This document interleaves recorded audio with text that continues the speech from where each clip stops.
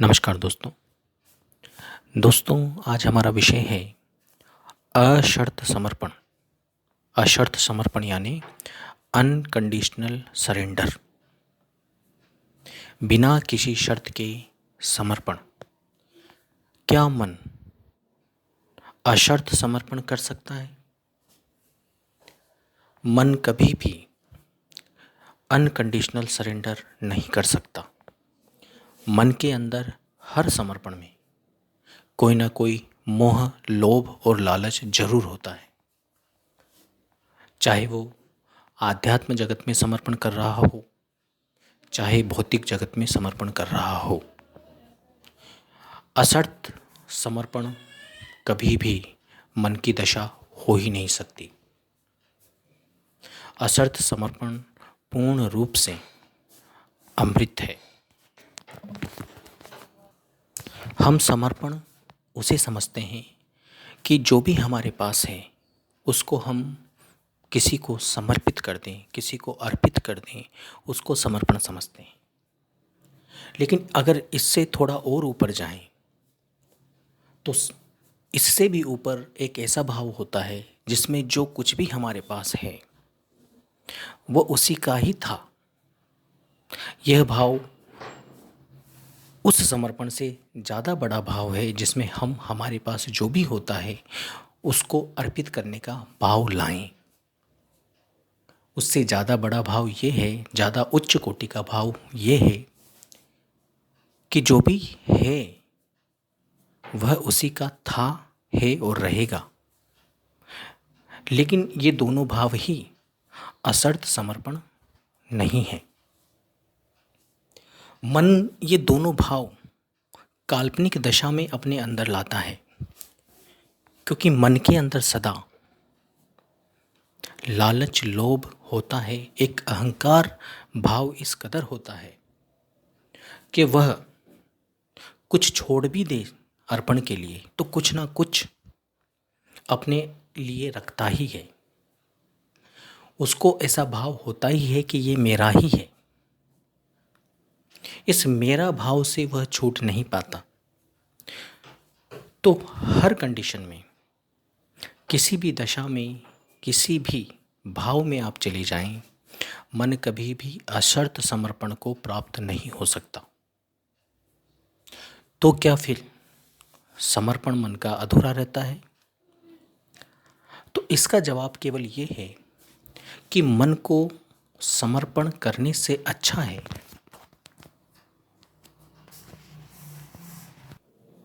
कि सर्वप्रथम वो बहाव का हिस्सा बने। जैसे ही वह प्रवाह का हिस्सा बनता है, प्राकृतिक प्रवाह का हिस्सा बनता है, तो उसमें हमारा शरीर, हमारा मानसिक तल और हमारा भावनात्मक तल, तीनों को प्रवाह में डालना होता है। असल में समस्त प्रकृतियों की सहजता इसी में है कि हम हमारे शारीरिक, मानसिक और भावनात्मक तल को प्रवाह का हिस्सा समझें। शरीर के साथ जो भी गतिविधियां हो रही हैं,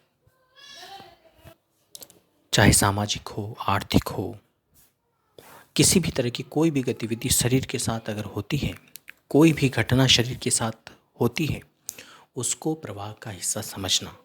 लेकिन शरीर के साथ जितनी घटनाएं घटती हैं उससे कई हजार गुना ज़्यादा घटनाएं, कई हजार गुना ज़्यादा प्रतिक्रियाएं मानसिक तल पर और भावनात्मक तल पर होती हैं। असल में इंसान पूरे जीवन में 99% हिस्सा एहसासों की दुनिया में जीता है, भावना की और विचारों की दुनिया में जीता है। मतलब वो जितना भी जी रहा है शारीरिक तल पर केवल 1% से भी कम हिस्सा जी रहा होता है, और भावनात्मक और वैचारिक तल पर वह 99.99% जीवन जी रहा होता है। जितने भी संसार में मनुष्यों ने जन्म लिया अब तक, सबके साथ ऐसा ही हुआ है।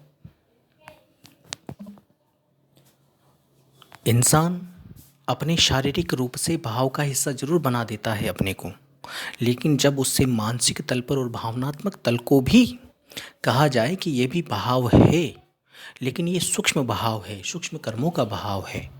इसको भी आप बहाव का हिस्सा समझें, और जब वह वैचारिक और भावनात्मक बहाव को भी प्रवाह का हिस्सा समझेगा, तब जाकर वह एक समर्पण की दशा में आ पाएगा, जिस समर्पण से उसका कल्याण हो सकता है। बहाव से फायदा क्या होता है? बहाव से हमें हमारी नग्न अवस्था मिलती है। हमारी नग्न अवस्था क्या है? हमारी नग्न अवस्था है परम चैतन्यता।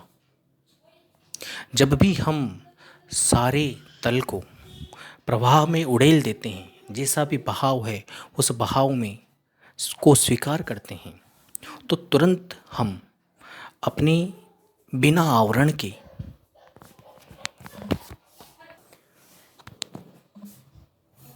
मन को प्राप्त करने में समर्थ हो जाते हैं, बिना आवरण की चेतना को प्राप्त करने में समर्थ हो जाते हैं। क्योंकि ये जो शरीर है, स्थूल शरीर है, वो हमारा नहीं है, ना ही सूक्ष्म कारण, महाकारण, नूरी और जितने भी अनंत शरीर हैं, वह शरीर सच में हम नहीं हैं। हम कौन हैं? पहले उस अवस्था में आना अति अनिवार्य है। दुनिया की कितनी भी साधनाएं कर लीजिए, सारी साधनाओं का मूल एक ही है कि आप अपनी नग्न अवस्था में पहुंच जाएं। नग्न अवस्था में सबने अपने आप को पहुंचाया है, सोचा कि शायद यही नग्न अवस्था होगी। जैसे कुछ कैवल्य अवस्था तक पहुंचते हैं, कुछ नूरी तक, कुछ महानूरी तक, या कोई उससे ऊपर। नामकरण में कुछ भी नहीं रखा है। अनंत शरीर हैं। उन शरीरों को जो जिस शरीर को प्राप्त कर लेता है साधना से, वो समझता है कि हम बस अब मूल शरीर में आ चुके हैं। लेकिन मूल शरीर में आने से काम नहीं चलेगा, चाहे आप परम चैतन्य वाले शरीर को भी प्राप्त कर लो। तो बहाव से हमें सर्वप्रथम जो परम मूल अवस्था है, परम नग्न अवस्था है हमारी, वह हमको मिलती है परम चैतन्य अवस्था। जब भी आप बहाव में अपने आप को उड़ेलते हो, हर तरीके से फिजिकल, मेंटल और इमोशनली, अगर आपके अंदर जो भी विचार आ रहे हैं, उसको केवल इतना ही समझें कि ये भाव का हिस्सा है, आ रहे हैं और चले जाएंगे। ऐसे ही जो भी भाव आपके अंदर आ रहे हैं, वह भी भाव का हिस्सा माने। और शारीरिक रूप से जो भी घटनाएं घट रही हैं, वो तो भाव मानना ही है आपको। लेकिन हम शरीर की घटनाओं को ही भाव मानकर रह जाते हैं, इसलिए समर्पण पूरा घटता नहीं। जब भाव हो गया, तब दो बातों से आप ऊपर उठ जाओगे। पहली बात कि मेरा जो भी है उसको अर्पित किया मैंने, पहला भाव। दूसरा, जो है वो उसी का है। ये दो समर्पण के भाव आध्यात्म जगत में ज़्यादा इस्तेमाल किए जाते हैं। लेकिन इससे भी ऊपर का जो तीसरा भाव है, जो हमारा स्वाभाविक भाव बन सकता है यदि हम भाव को स्वीकार करें। तो जैसे ही भाव को स्वीकार करते हैं, तो हमारे अंदर एक नेचुरल समर्पण घटता है, प्राकृतिक समर्पण घटता है। लेकिन इससे काम नहीं चलने वाला। लेकिन इस समर्पण से आप अपनी परम चैतन्य अवस्था में आ जाते हैं। आप अपने मूल को जान लेते हो, आप अपने मैं को पहचान लेते हो कि मैं कौन हूँ। उस अवस्था तक आप आ जाते हो क्योंकि आपने अपने सारे आवरणों को समर्पित कर दिया। सबसे पहली बात यह है कि हम अपने आवरणों को समर्पित करें, और वो आवरण समर्पित भाव से ही हो पाएंगे, और कोई अन्य तरीका नहीं है। मंदिर में जाकर कुछ चढ़ाना नहीं है कि ये समर्पण हो गया, या किसी गुरु के चरणों में जाकर कुछ दौलत, धन दौलत दे दी, वो समर्पण हो गया। ये समर्पण नहीं है। समर्पण है बहाव का हिस्सा होना। ये इसमें लगेगा, आपको ताकत इसमें लगेगी। लेकिन शुरू में ताकत इसमें लगती जरूर है, लेकिन इससे बड़ा आनंद, बहाव में रहने से बड़ा आनंद इस मौजूदा समय में अनंत ब्रह्मांडों में कोई भी आनंद परम चैतन्य को उपलब्ध नहीं है। जब आप बहाव में रहते हो, तो अब आप अपनी प्राकृतिक अवस्था में रहते हो तो प्रकृति उस जीव को परम सुलभता देने की कोशिश करती है। लेकिन काम यहीं खत्म नहीं होता कि हम प्रवाह का हिस्सा बन जाएं। प्रवाह का हिस्सा बनने के बाद जब हमको परम चैतन्यता उपलब्ध होती है, जब हम हमारे सारे आवरण से पार हम परम चैतन्यता में आ जाते हैं जहाँ हम हैं, फिर उसी परम चैतन्यता से हमें परमात्मा के किसी गुण से सम्मुख होना होता है, क्योंकि मिटना तो परम चेतना को है और वो मिटेगी परमात्मा के सम्मुख होकर ही। तो जो पहला कदम है आपका समर्पण के लिए, वह पहला कदम ये है कि आप शारीरिक, मानसिक और भावनात्मक तल से प्रवाह का हिस्सा बन जाएं। जो भी घटना आपके जीवन में घट रही हैं, जो भी विचार आपके जीवन में घट रहे हैं, जो भी भाव आपके जीवन में घट रहे हैं, उन सभी को प्रवाह का हिस्सा मानिए। और जैसे ही आप यह काम करोगे, आपको तुरंत रिलीफ महसूस होना शुरू हो जाएगा। और यही संपूर्ण प्रकृतियों की सबसे बड़ी सहजता है। लेकिन ये सहजता अभी अमर सहजता नहीं है, लेकिन सर्वप्रथम हमें यही करना पड़ेगा ताकि हम परम चैतन्य लेवल पर सहज हो जाएं। क्योंकि मैंने एक ऑडियो बनाया था, उसमें बताया था कि सहजता और कृपा के अनंत प्रकार होते हैं। तो परम चैतन्य लेवल पर सबसे बड़ी सहजता यही है कि आप हर तरह से भाव का, प्रवाह का हिस्सा हो जाएं। भाव का हिस्सा थोड़े से हम कुछ एग्जाम्पल से समझते हैं। जैसे कि कोई व्यक्ति आपको ठगने आया, जैसे ही वो ठगने आया, आपने उसके हाव भाव से, उनकी बातों से समझ लिया, तो आपके वैचारिक तल पर ये समझ में आया कि ये ठग है। तो फिर आपने उसको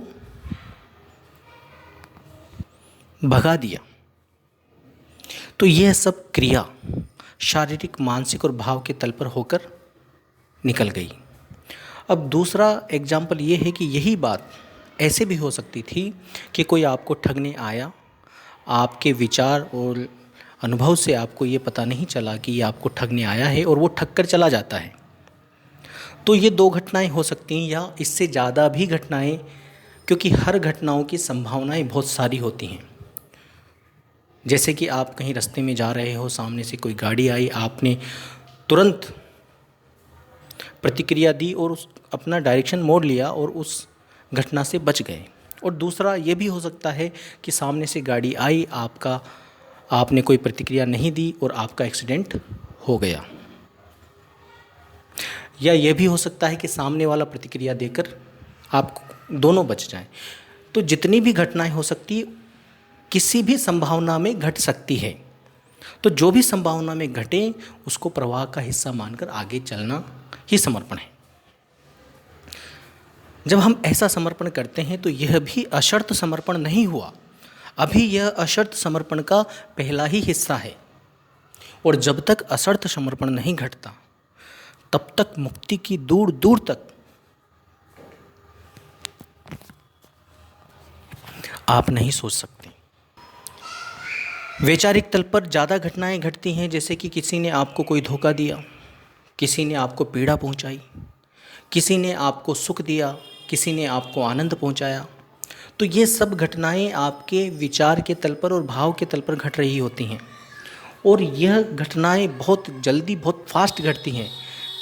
इतनी ज़्यादा घटती हैं विचार के तल पर और भाव के तल पर कि हम उसको समझ नहीं पाते और हम उसमें उलझ जाते हैं और सारे प्रवाह को संस्कारित कर देते हैं, अहंकारमय कर देते हैं। और अहंकारमय कर देना ही समस्त प्रवाह की पीड़ाओं को अपने ऊपर ले लेना होता है और सहजता से चूक जाना होता है। तो प्रवाह में बहना, बहाव में बहना, यह सबसे बड़ी सहजता है।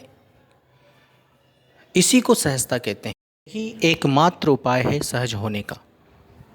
शारीरिक, मानसिक और भावना के तल पर अल्टीमेट लेवल पर सहज होने का जो भी एक परम चेतना कर सकती है। उसके बाद एक अंतिम सहजता बचती है, वह है अमर सहजता, वह स्वयं परमात्मा की है।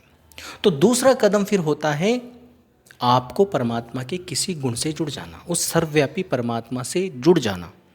जब आप परम चैतन्य अपनी मूल नग्न अवस्था परमात्मा से जुड़ जाएं, जब आप परमात्मा से जुड़ जाते हो, एकत्वता से जुड़ जाते हो, उस यूनिफिकेशन से, उस यूनियन से जुड़ जाते हो, फिर आप रहते ही नहीं, फिर वही रहता है। और जब वही रहा तो आप और आपका कुछ रहा ही नहीं। तो सबसे बड़ा समर्पण ये है कि आपकी परम चेतना को परमात्मा से जोड़ देना। जब परम चेतना परमात्मा से जुड़ती है तब वह मिटाव की ओर होती है। मिटना ही सबसे बड़ा, संपूर्ण सृष्टियों का सबसे बड़ा कर्म है, जिसको आप सुकर्म कह सकते हो। इससे बड़ा सुकर्म कुछ है ही नहीं। लेकिन मिटाव भी दो तरीके के हैं, उसके बारे में हम बात करते हैं। सबसे पहले ये समझिए कि परम चेतना धोबी का कुत्ता घर का न घाट का, ऐसी स्थिति में परम चेतना रहती है बेचारी। यहाँ पर ही नहीं, जिन जिन मंडलों में भी आप जाओगे, जिन जिन लोकों में भी आप जाओगे, वहाँ पर आपको एक चेतना से कुदाकर दूसरी चेतना में पहुँचा दिया जाता है। मतलब कहीं पर भी आपको पूर्ण विश्राम की बात बताई ही नहीं जाती। इसी तरह से चेतना कभी भी मुक्त नहीं है। और जब भी हम एक चेतना से दूसरी चेतना में जाते हैं तो इसका स्पष्ट यही होता है कि हम एक शरीर को छोड़ रहे हैं और दूसरे शरीर, सूक्ष्म शरीर को प्राप्त कर रहे हैं, या एक सूक्ष्म शरीर पर आवरण चढ़ाकर स्थूल शरीर को प्राप्त कर रहे हैं। जैसे स्थूल शरीर से हम सूक्ष्म शरीर की चेतना में जाते हैं तो स्थूल शरीर से का जो मन है और इसकी जो इच्छाएं हैं, स्पष्ट सी बात है, वो यहीं छोड़ दी जाएंगी। क्योंकि जब तक स्थूल शरीर की इच्छाएं रहेंगी, स्थूल शरीर का मन रहेगा, तब तक हम सूक्ष्म शरीर, सूक्ष्म मन को प्राप्त नहीं कर पाएंगे।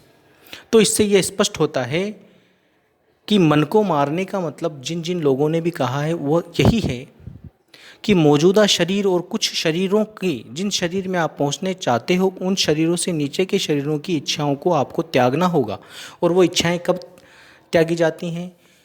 वह इच्छाएं तब अपने आप त्यागी कहलाई जाएंगी कि वह इच्छाएं त्याग दी गई हैं, कहलाई तब जाएंगी जब वह आवरण आपसे उतर जाए, वह शरीर आपसे छूट जाए। इसीलिए कई सारे लोगों ने जो मंडलों की बातें करते हैं, लोकों की बातें करते हैं, या अलोकों की, या किसी भी तरह के साकार और निराकार की बातें करते हैं, या कोई साकार और निराकार के पार की भी बातें करते हैं, वह सब यही समझते हैं कि मन नहीं मरता।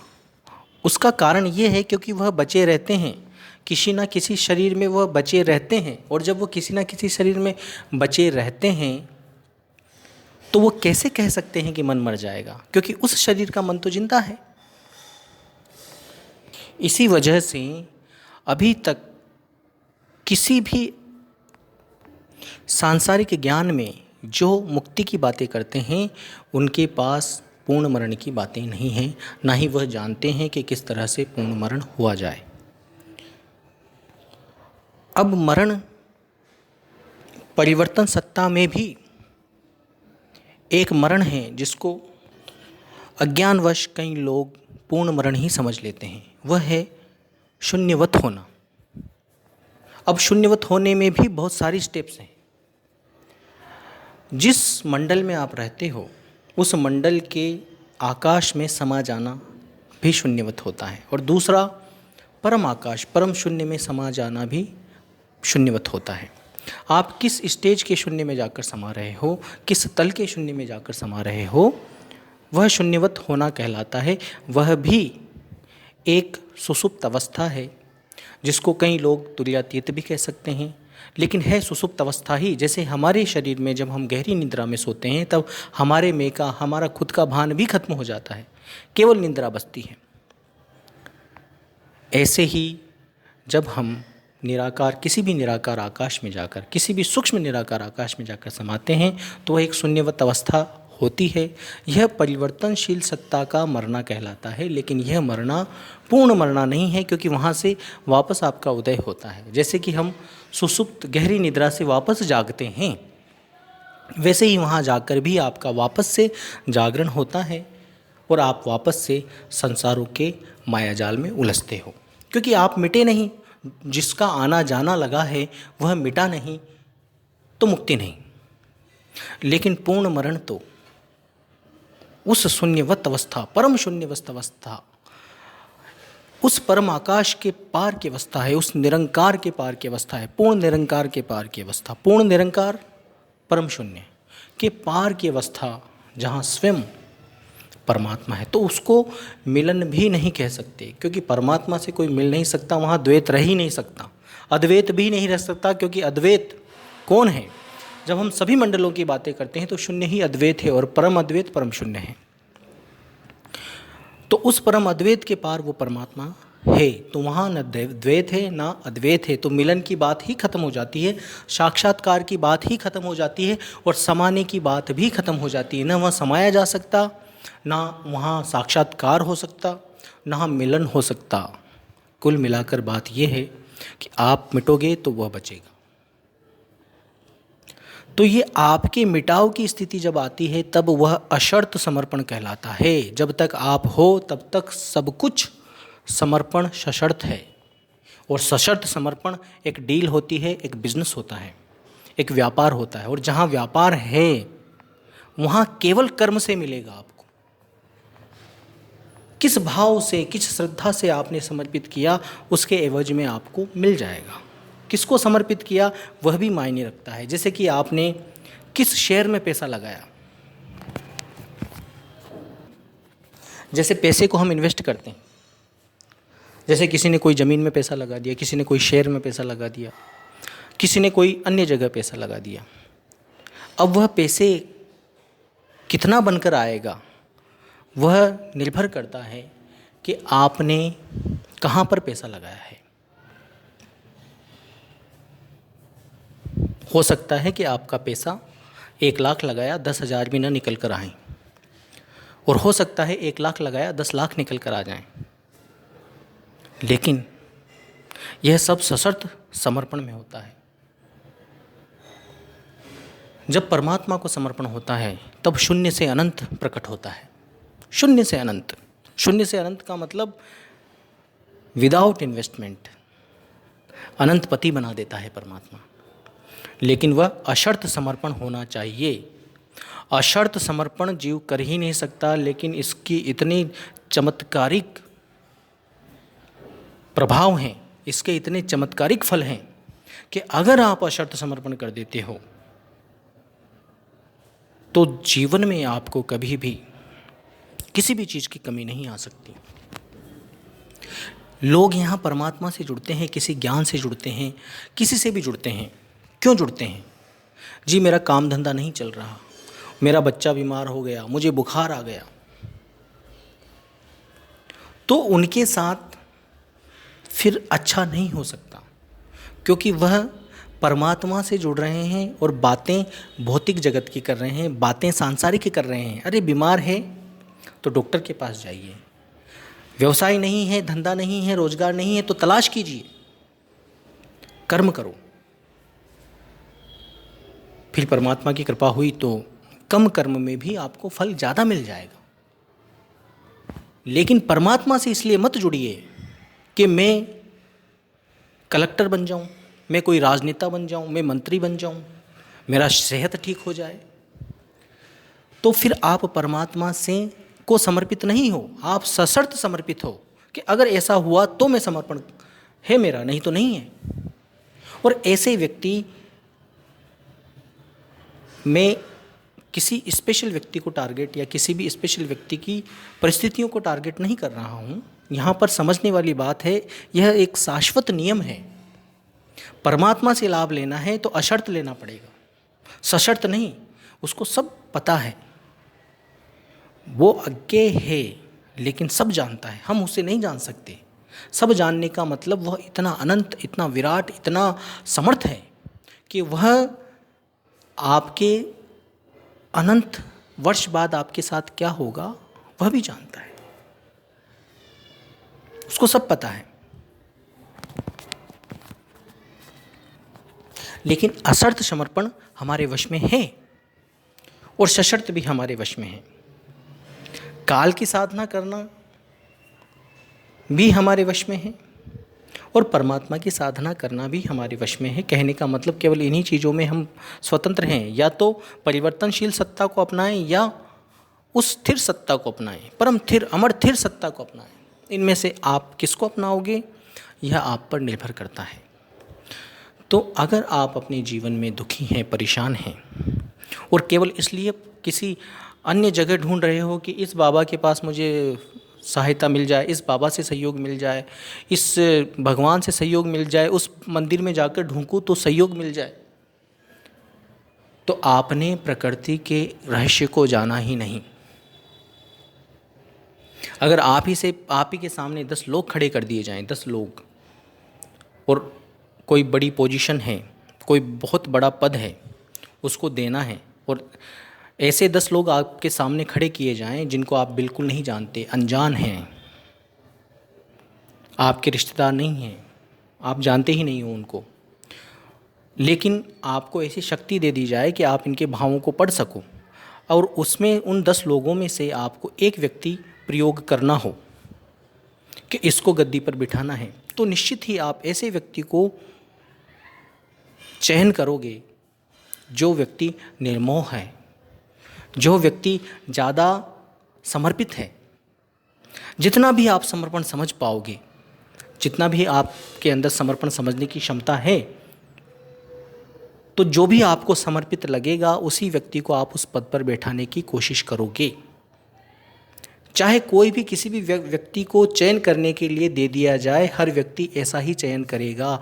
यह स्वभाव होता है हर व्यक्ति का, बशर्ते वह आपका कोई रिश्तेदार और जानकार न हो। अन्यथा व्यक्ति कुछ नहीं देखेगा, अपने रिश्तेदार या जानकार को ही चयनित कर देगा। लेकिन जब अनजानों की फौज आपके सामने खड़ी की जाएगी, तब आप शाश्वत, अपने आप आपके अंदर की चेतना शाश्वत नियमों के अनुसार चयन करेगी। तो यही होता है संसार में। जब पूर्वाग्रह नहीं होता आपके अंदर, आपके रिश्तेदारों का, समाज का, जाति का पूर्वाग्रह नहीं होता, तो आपकी चेतना निश्चित ही शाश्वत नियमों के अनुरूप चयन करती है। ऐसे ही वो परमात्मा चयन करता है किसका दुख मिटाना है, किसका नहीं। एक शाश्वत नियम है, वो कोई करता नहीं है, उसने बना हुआ है, उसके गुणों से यह नियम बना हुआ है हर सृष्टियों में कि जो भी अशर्त है, अशर्त समर्पित है, सबसे पहले प्रकृति उसके दुखों को दूर करती है। और असर्त समर्पित का मतलब ही यही हो गया कि उसके मुंह से कभी कंप्लेन नहीं निकलेगी, उसके मुंह से कभी शिकायत नहीं निकलेगी। और जिसके मुंह से शिकायत निकली, कंप्लेंट निकली, जिसने दुख को इजहार करने की बात की, वह इस संसार का हिस्सा है, उसको दुख भोगना है। और जिसको दुख नहीं भोगना होता, जो अशर्त समर्पित होता है, वह अपने दुख को दूर करने के लिए समर्पित होकर प्रयास करता है। उससे जो हो सकता है वो करता है, बाकी परमात्मा को समर्पित है, सारे दुखों को और सुखों को स्वीकार करता है भाव के हिस्से की तरह। जो ऐसे चलता है उसको जीते जी सुख भी मिलता है और मृत्यु उपरांत मोक्ष मिलता है, और जीते जी मुक्ति भी मिलती है। तो असर्त समर्पण की ओर बढ़िए। जब तक असर्त समर्पण नहीं घटेगा तब तक आपका जीवन सुखमय नहीं होगा। और असर्त समर्पण के लिए 2 स्टेजेस हैं, और कहने को ये स्टेजेस हैं, बाकी ये स्टेजेस नहीं हैं। ये हमारी मूलता की तरफ बढ़कर मिटने की तरफ बढ़ना है। तो मूलता की तरफ बढ़ना तब कहलाता है जब हम समस्त प्रवाह को, अनंत प्रवाह को स्वीकार करें और अनंत प्रवाह में बहें और फिर परमात्मा से जुड़ जाएं। अनंत प्रवाह में बहने का फ़ायदा क्या होगा? अनंत प्रवाह में बहने का फ़ायदा ये होगा कि आप मूल नग्न अवस्था में आ जाओगे और उसको फिर सीधा उस परम चेतना की परम मन को सीधा परमात्मा से जोड़ दोगे। जब वह परम मन सीधा परमात्मा से जुड़ता है तो वह मिटाव की ओर बढ़ता है। तब न तो मिलना घटता, न समाना घटता, मिटना घटता है, और मिटना ही मुक्ति है। जब भी आप परमात्मा से सहयोग मांग रहे होते हो तो समझो आपने उसको अपने से दूर समझ लिया, उसको सर्वव्यापी नहीं समझा, उसको आपने अपने से, वो तो आपसे भी नज़दीक है आपके, तो जो आपसे भी नज़दीक है आपके, उससे कैसा सहयोग मांगना। वो तो सहयोग के लिए सदैव तत्पर है। तो हमें उन शाश्वत नियमों से जुड़ना होगा जिससे हमें सारे सहयोग तुरंत मिलना शुरू हो जाएं। और वह शाश्वत नियम ये है कि उसे आप अपने से भी नज़दीक जानें, और जहाँ भी आपकी दृष्टि जाए वहाँ भी माने, मतलब सर्वव्यापी से जुड़ें। परम सुरक्षा भी आपको तभी उपलब्ध होती है जब आप भाव में रहते हो। भाव में रहने से आपके सारे आवरण निष्क्रिय हो जाते हैं, और जो आपका मूल है, जो आप खुद हो, वह सामने आ जाता है। और उसके सामने आने के बाद आप परमात्मा से जुड़िए, परमात्मा की सर्वव्यापिता से जुड़िए, किसी भी एक गुण से जुड़िए। उस गुण से जुड़ने के बाद आपको परम सुरक्षा उपलब्ध होना शुरू हो जाती है। तब आपको अपनी सुरक्षा के लिए सचेत रहने की ज़रूरत नहीं है, तब सारी प्रकृतियाँ सचेत रहेंगी आपकी सुरक्षा के लिए। ये बड़ी मज़ेदार बात है। हर व्यक्ति पूरे जीवन प्रयास करता रहता है अपनी सुरक्षा के लिए। वो सोचता है कि मैं सुरक्षित रहूं, मैं सिक्योर रहूं। उसके जन्म से ही वो इनसिक्योर फील करने लगता है और मरते दम तक इनसिक्योर फील करता रहता है, लेकिन कभी भी मुड़कर परमात्मा की तरफ सम्मुख नहीं होता।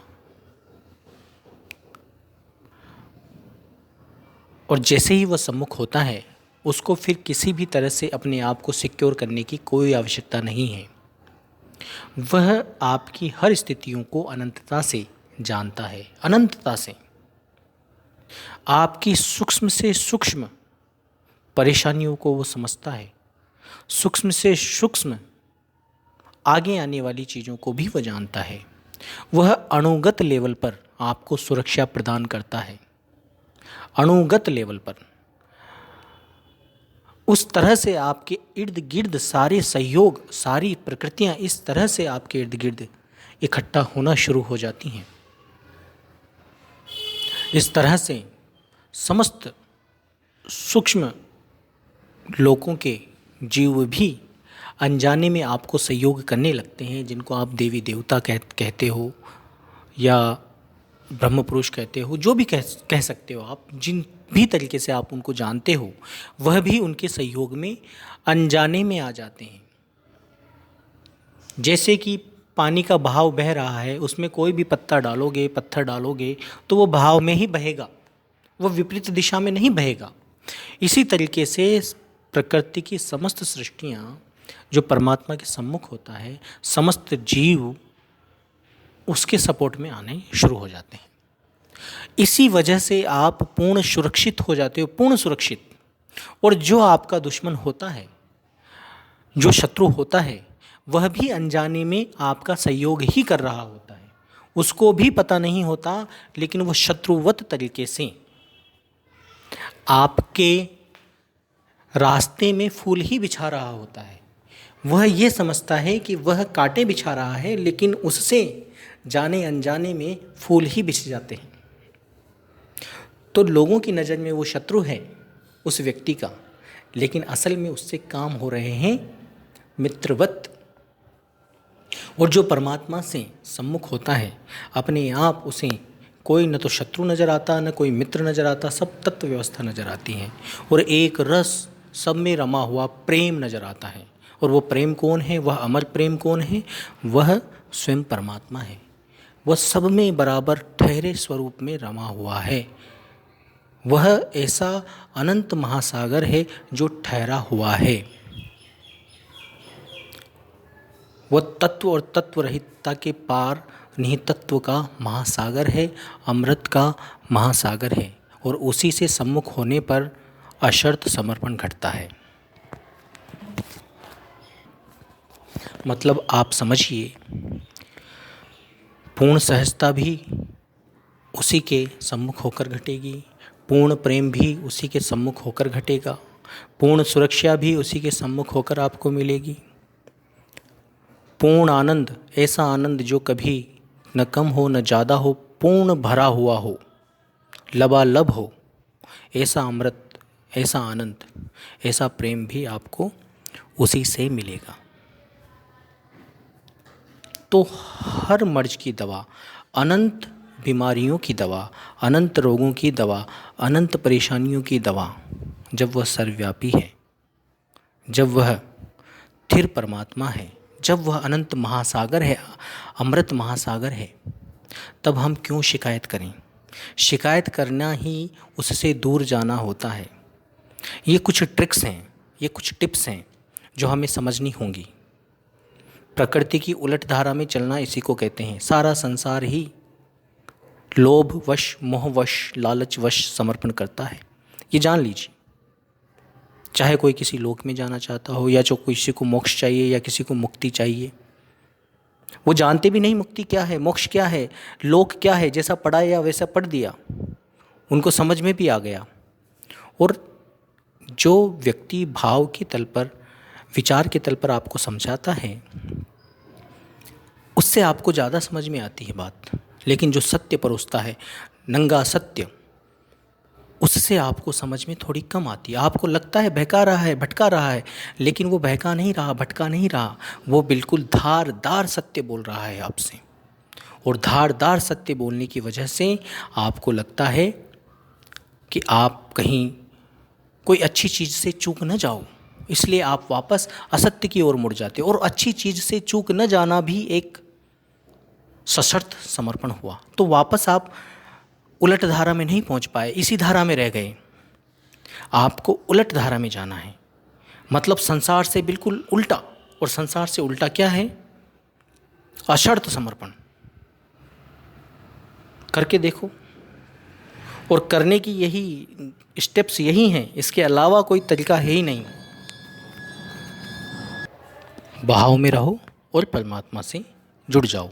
जो भी इस मार्ग से संतुष्टि, अपने जीवन में सहजता प्राप्त करता है, उसको एक काम जरूर करना चाहिए सहजता से, लेकिन उसी को करना चाहिए जिसको परमात्मा के इस मार्ग से, शाश्वत परमात्मा से, सर्वव्यापी परमात्मा से जो जुड़ सका हो, जो परमात्मा की सहजता को प्राप्त कर पा रहा हो, वही व्यक्ति कम से कम अपने जीवन में सहजता से कम से कम 10 लोगों को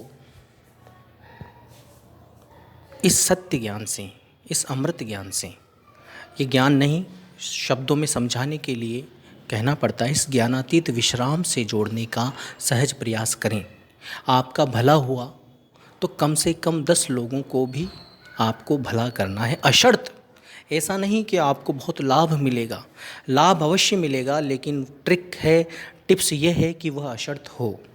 जैसे ही आप सशर्त काम करते हो कि शायद मैं किसी को इस मार्ग से जोड़ दूं तो मुझे फ़ायदा मिलेगा, जब भी ऐसा भाव लेकर कार्य करोगे तो वापस आप परिवर्तनशील जगत में आ जाओगे। इसीलिए हम कहते हैं सहज रूप से, जो भी सहज रूप से परमात्मा की महिमा कीजिए, तो आप महिमा करोगे परमात्मा की। जब बात चल पड़े तो आप बात कहोगे तो आपके मुंह से भी परमात्मा की महिमा होगी। जब आपकी परमात्मा की महिमा होगी तो निश्चित ही आपको उससे सम्मुखता मिलेगी, उससे अमृत मिलना शुरू होगा। और निश्चित ही आप न चाहते हुए भी 10 लोगों को ही नहीं, पता नहीं कितने लोगों को पूरे जीवन में इस अमृत मार्ग से जोड़ दोगे। और यह आपके जीवन में सहजता से होना चाहिए, अशर्त होना चाहिए, सशर्त नहीं। जो भी ऐसा करता है उसको परमात्मा से सम्मुखता निश्चित ही मिलती है, लेकिन निश्चित कब मिलेगी? ट्रिक यही है, अशर्त हो, बिना किसी लालच के, बिना किसी लोभ के हो। अगर कोई व्यक्ति आपसे बहस करे तो उसको तुरंत छोड़ दें, क्योंकि वहाँ सहजता रहेगी नहीं। हमको उसका कल्याण करना है, उससे बहस नहीं करनी। अगर वो बहस कर रहा है तो उसे छोड़ दें। संसार में करोड़ों लोग हैं जो ऐसे जीव मिले, उनको उनके अहंकार में रहने दें। समय आएगा उनका भी कल्याण होगा, लेकिन जो सहज रूप से जुड़ना चाहें बस उन्हीं को जोड़ें, अशर्त जोड़ें। यही असर्त समर्पण की गिनती में शामिल होगा। और असर्त समर्पण के अनंत लाभ हैं। जब भी अनंतता की तरफ बढ़ना है तो काम भी ऐसा ही होना चाहिए, और वह काम ऐसा तभी होता है जब हम अशर्त रूप से करें।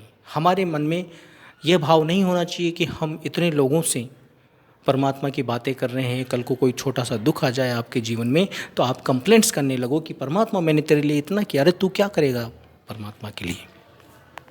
तू कुछ नहीं कर सकता। और कंप्लेंट्स उसी के मन में आती है जिसने पिछला जो कर्म है वह सहज न किया हो, अशर्त न किया हो। वो कहीं ना कहीं काउंटिंग कर रहा होता है मन के अंदर कि आज मैंने इसको बताया, आज मैंने इसको बताया, आज मैंने इसको बताया। तो जब वो मन के अंदर काउंटिंग कर रहा होता है तो वह अशर्त कहाँ रहा, वो तो सशर्त हो गया। अब वह काउंटिंग उबाल मारती है जब, क्योंकि उसके जीवन में दुखों की भरापूर्ति तो होगी नहीं। क्यों नहीं होगी? क्योंकि उसने सशर्त किया, तो परमात्मा का प्रोटेक्शन नहीं मिला। और प्रोटेक्शन नहीं मिला तो दुख निश्चित आएगा। दुख निश्चित आएगा तो वो सारा जो सशर्त समर्पण था, जो झूठा समर्पण था, वह उबाल मार के बाहर आ जाएगा शिकायत के रूप में, और वह फिर इस मार्ग से हट जाएगा। तो सबसे पहले अपने आप को जोड़ो, अपने आप को संतोष प्राप्त करवाओ, अपने आप को सहजता प्राप्त करवाओ, अपने आप को असर्त समर्पण में ले आओ। तब जाकर अन्य लोगों को भी बताओ। तब आपके मुंह से अमृत झड़ेगा, वो सामने वाला भी पिएगा, वो भी छकेगा। तो पहले अपने आप को सुखी करो, फिर जनता को सुखी करो। धन्यवाद।